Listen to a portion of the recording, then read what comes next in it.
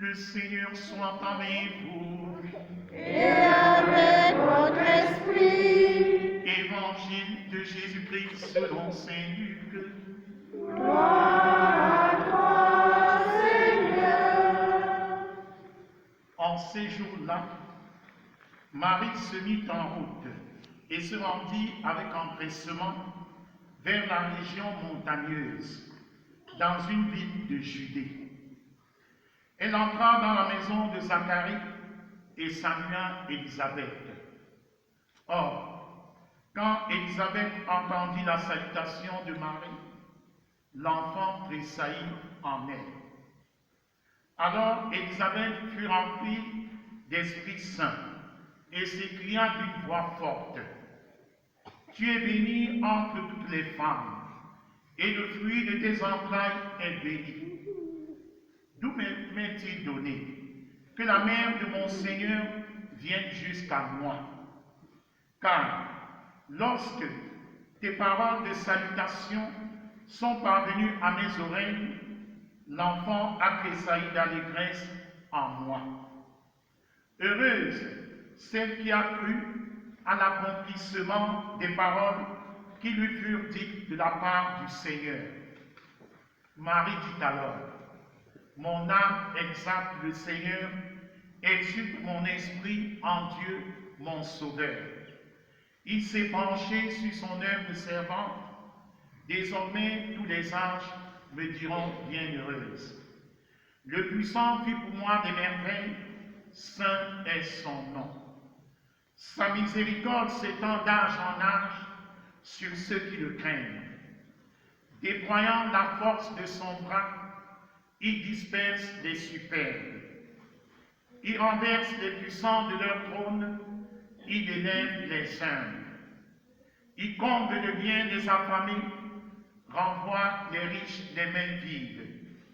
Il relève Israël son serviteur, il se souvient de son amour, de la promesse faite à nos pères en faveur d'Abraham et de sa descendance à jamais. Marie resta avec Élisabeth environ 3 mois, puis elle s'en retourna chez elle. Acclamons la parole de Dieu. Louange à toi, Seigneur Jésus.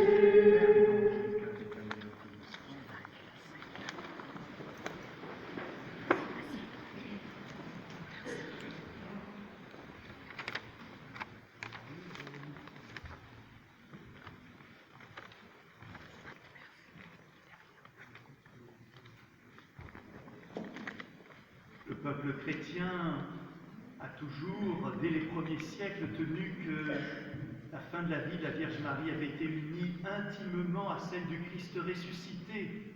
C'est bien plus tard, vous le savez, que le pape Pie XII, en 1950, a mis au propre ce que le peuple chrétien, bien sûr, croyait déjà et tient fermement. C'est-à-dire qu'au terme de sa vie terrestre, la Vierge Marie a été élevée en son corps et en son âme à la gloire du ciel.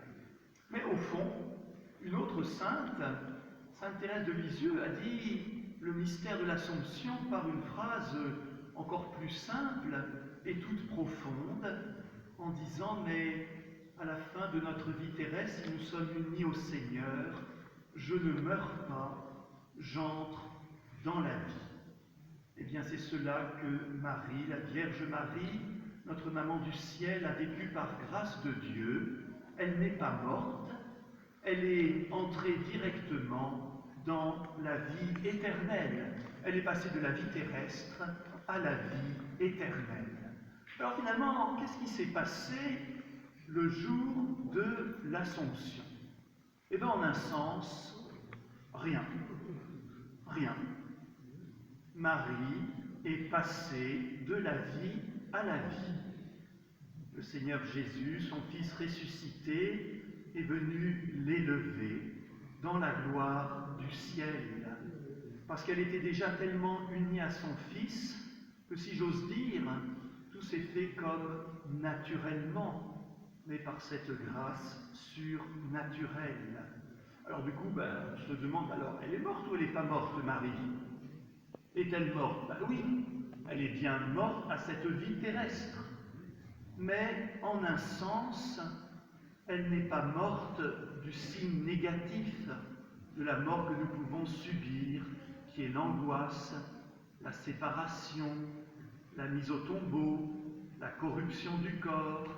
Non, de tout cela, Marie n'a pas été atteinte.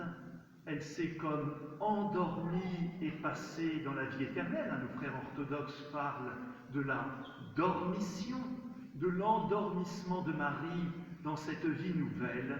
Et nous, catholiques, nous utilisons le terme d'assomption, c'est-à-dire d'élévation dans la gloire du ciel.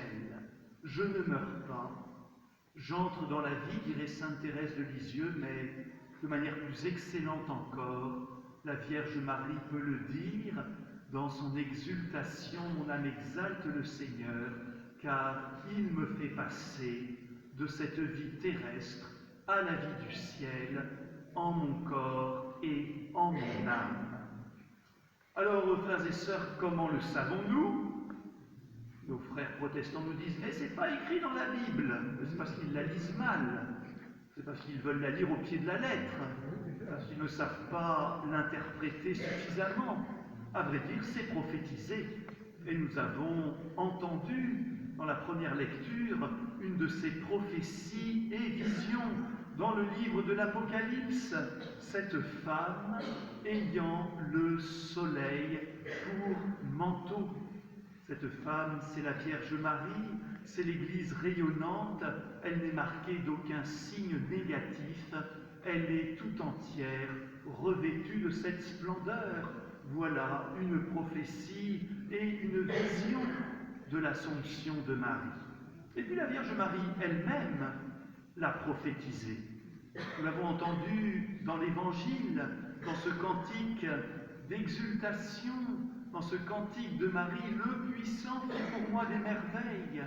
Et l'ange Gabriel a salué la Vierge Marie en lui disant « Je te salue Marie, comblée de grâce. » Mais dites-moi, si on est comblé de grâce, peut-il en manquer une de ces grâces? Dans ce cas-là, on n'est pas comblé.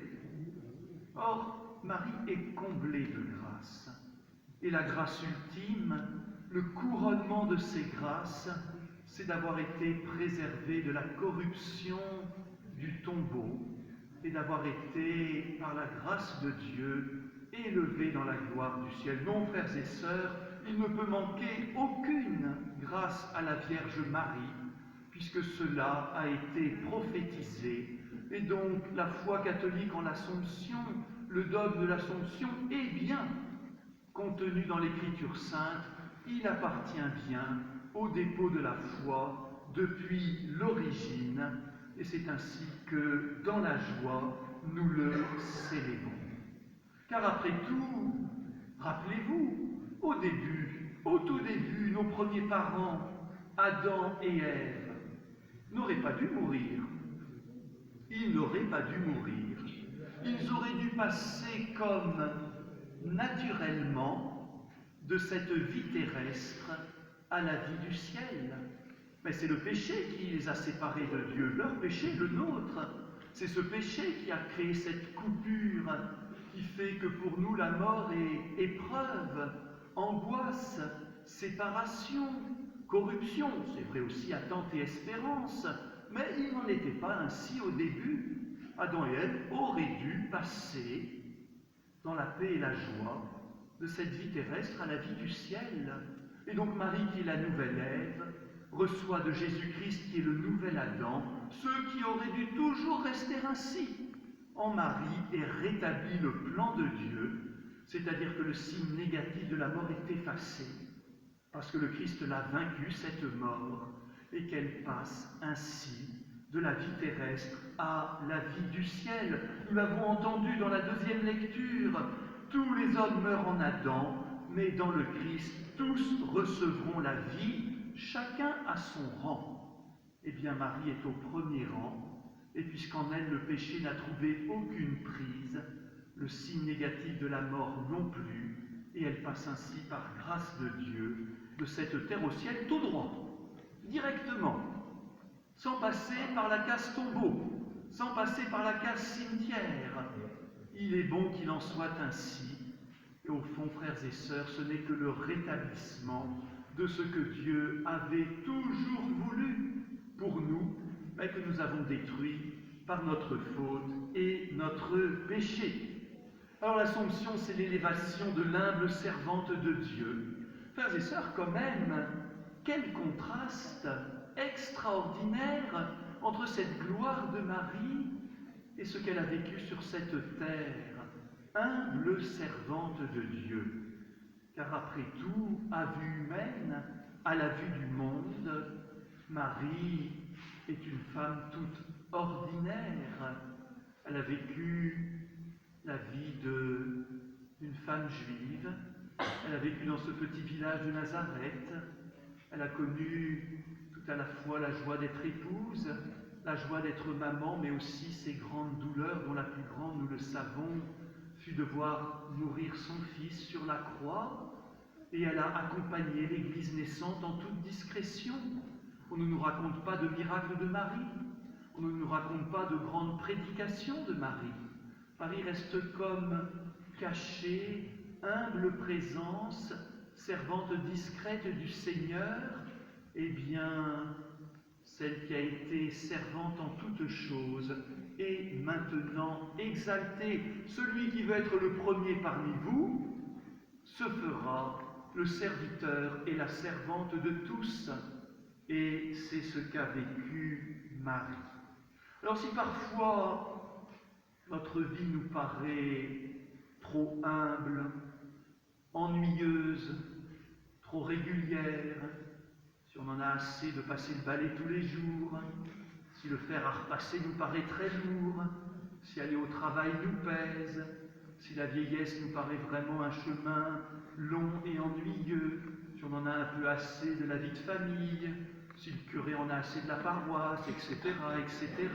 Bref, si à un moment nous nous lassons de cette vie ordinaire, rappelons-nous que Marie a vécu cette vie ordinaire avec ferveur, unie au Christ, acceptant toutes choses avec humilité, ne faisant pas de bruit, pas de vagues. Et elle a vécu toute une longue vie à l'ombre du Seigneur Jésus, une vie toute donnée. Frères et sœurs, c'est cette vie qui est maintenant exaltée. Notre Reine du ciel est cette humble servante. Alors soyons-en assurés. C'est aussi dans cet humble service de tous les jours, dans le chemin de Marie, que se prépare pour nous la gloire du ciel. Car j'en terminerai par là. L'Assomption de la Vierge Marie n'est pas une sorte de privilège égoïste que Marie aurait reçu, tant mieux pour elle, très bien pour elle, mais qui nous serait comme refusé, ou que nous regarderions à distance avec des jumelles. L'Assomption de Marie, c'est la promesse de notre propre élévation. La gloire de Marie, c'est la promesse de notre propre gloire. Et l'élévation de Marie au ciel, c'est toute l'Église qui est elle-même en chemin vers le ciel. Par la résurrection, Jésus-Christ a vaincu la mort. Par l'Assomption, il communique à travers Marie la première, déjà à nous tous, la promesse du ciel, que cette fête nous donne des ailes pour nous élever avec Marie, et que cette fête nous donne aussi du zèle, le zèle de servir comme Marie. Alors cette joie de Marie sera tout entière celle de l'Église et la nôtre. Amen.